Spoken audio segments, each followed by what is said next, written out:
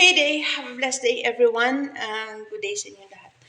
Naro ko i-share ninyo no about sa katong nag-viral jud in tawon nga katong kuan good katong amahan niya gipatay niya yung partner og iyang duha ka anak.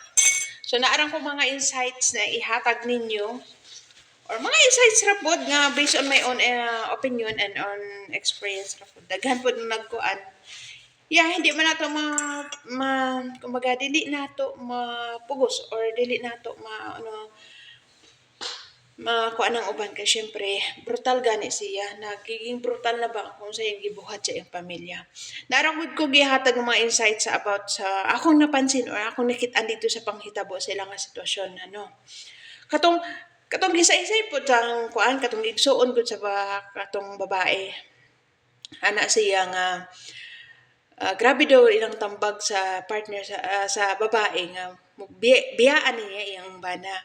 Pero isa po akong nakita nga side dito is dili siya gusto, ang babae is dili niya gusto nga maging broken family sila.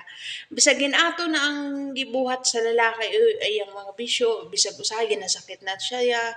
Gikulatan na bitaw ang taon to siya sa lalaki no, pero di siya mobiya kay ngano di siya gusto nga mataw nga broken family iya nga mga anak kay ngano kanang family culture na gud nato as a Filipino nga kumbaga nagpakamartir siya dili para sa iyang sarili bisag although siya akong pud makit-an nga makuan nato nga night time at ako no bilang isa ka babae pod naay jud night time maabot jud sa time nga mo surrender na gyud ta pero once nga pag-abot na gani sa mga anak no nga kuan ginato bilang isa ka inahan tiiso na lang jud nato kay ngano kay siya di siya gusto nga makuan niyang mga anak mao tong isa sa nakita na kong site nga mao tong reason nga mao nang ginaingon kung di ka makapatay ikaw jud ang mapatay so siya napatay siya tungod sa katong nga nagpanghitabo tapos sites pud na ako nakit-an nila as a magkarelasyon is lack of communication sa tinuod lang no bisag magkauban mo or long distance relationship ka mo pag once na lack of communication gani kanang heart to heart na kuan mao jud na siya mahitabo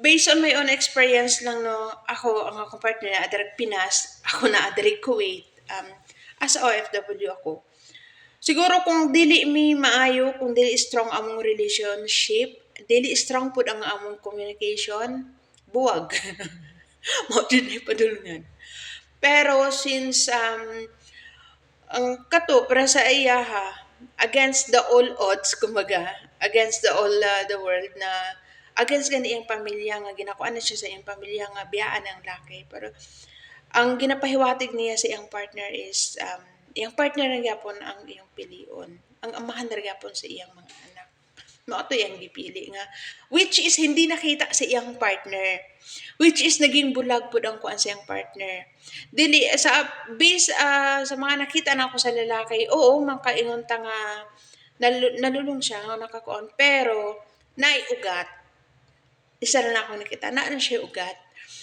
dili magbunga or dili magtubo ang isa ka kahoy or isa ka puno or isa bisag kamatis ra na kung walay liso or walay ugat so naa na siya ugat wala I don't have right nga iingon ako kung sa to kay wala mo ko kabalo kung sa kuan pero mag-base ra pud ko sa akong nakita ang video og gisaysay sa iyang igsuon sa babae although nga nadakpan ang lalaki nasakpan naman gyapon siya kahapon na rin siya nitabo January 27, 2025 so now is today is January 28, 2025 so nag-viral mo siya as in mixed emotion akong nakuan nga maluha-luha ako nga di na ako masabtan as in nga syempre maluoy ko sa mga bata o sa partner nga magkuan pero ang insight ra pud akong nakitaan is lack jud sila communication bisan magkauban sila di ba base sa saysay sa igsuon is magkauban man gani sila og pamaligya og unsay kuan na nila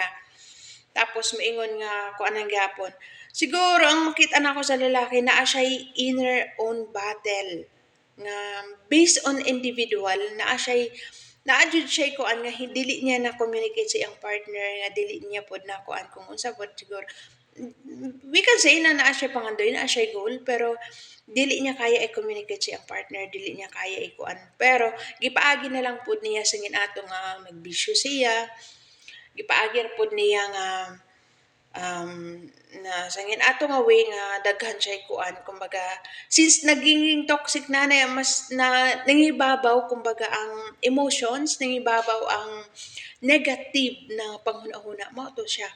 Kumbaga kung puro lang negative imong una-una, negative jud siya mo gawas. Which is, natun-an ako, there is a success blueprint with Sir MJ Lopez. Natun-an ako sa Waldorf Entrepreneur.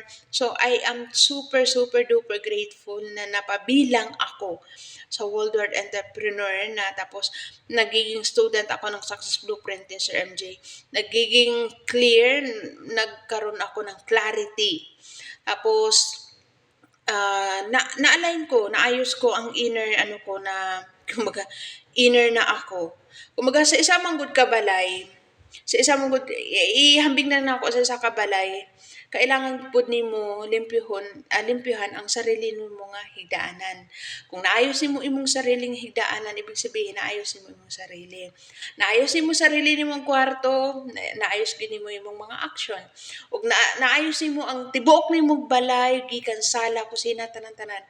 Ibig sabihin naayos na nimo ang imong nga buong nga pagkatao. So maoro to ako nakitaan since ang lalaki wa po niya naayos ang sarili niya nga pagkatao. So since naa siya sa relasyon, nagiging niadto siya doubt, duda sa tanan-tanan na ana. Tapos kanipod si partner niya, so murag same sila, so mauna na siya nagiging kuan sila. Dili na maayong resulta ay since dili maayo gani ang communication, lack of communication sila. So tinuod lang no, daghan nag-ingon nga talag sarap pud ang makasurvive sa mga nagalong distance relationship. Yes, tinuod na siya. Tinuod yun na siya nga panghistorya. Pero nga ako long distance relationship mi sa akong partner. Naadyo na point, naadyo na time nga maabot jud sa point nga dili na pud maayo, toxic na pud kaayo. Na siya, maabot na pud sa point nga na. Pero since na ako diri sa Success Blueprint, na mentored ako ni Sir MJ, naintindihan ko. Naanuhan ko nga ako nang nagakuan kay since kumbaga sa tao nga nakaunawa, ikaw na lang gyud ang magkuan makipag ano. So nakipag-communicate well ako sa partner ko, nakipagkuan ang gid ko. Bisag unsa yung nagud ka na nako naira pa na ako nako ano nga grabe na akong kasuko as in murag kanang moingon na manumbag na kitag tao good. Pero nakaya na nako siya kontrolo, nakaya po nako siya ikuan nga mas dili lang ni para sa akong sarili. Ginaisip na ako sa unsa ka ma-feel sa akong partner pod no. Mao ra akong ginahuna-una. Nga dili lang pod atong sarili atong hunahunahon, atong kasuko, atong pairalon, atong kakuan na lang buwira atong ano.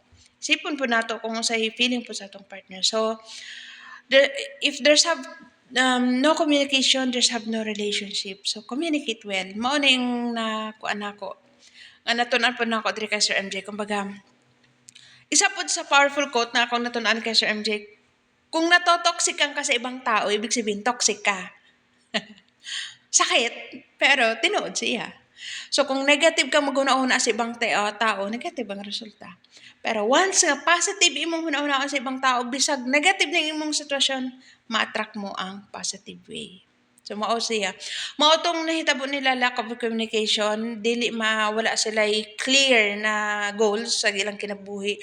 Wala sila na kuan, although daghan sila pangandoy daghan og mga kuan, pero dili maayo ilang ang communication, dili clear kung unsa ang kuan nila asa pamilya, asa magpartner, kung unsa makuan nila sa ilang pamilya.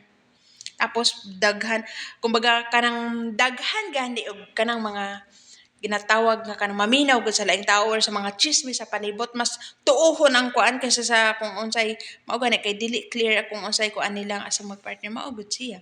Mao to siyang nahitabo nila. Dili maayo ilang communication, dili clear ang ilang intention sa bawat day, dili clear ang ano nila nga asa magpartner. So, mao to nga nabuhat jud sa lalaki, mas nangiral ang kuan sa iyang ego nga ginatawag, mas nangiral nga ginatawag nga mao na lang to iyang buhaton kay kumbaga wala dili na niya bal-an kung unsay makapaayo kay lack gani sila og communication. So, mao ra na akong maingon. Have a blessed day sa inyong lahat na nanonood.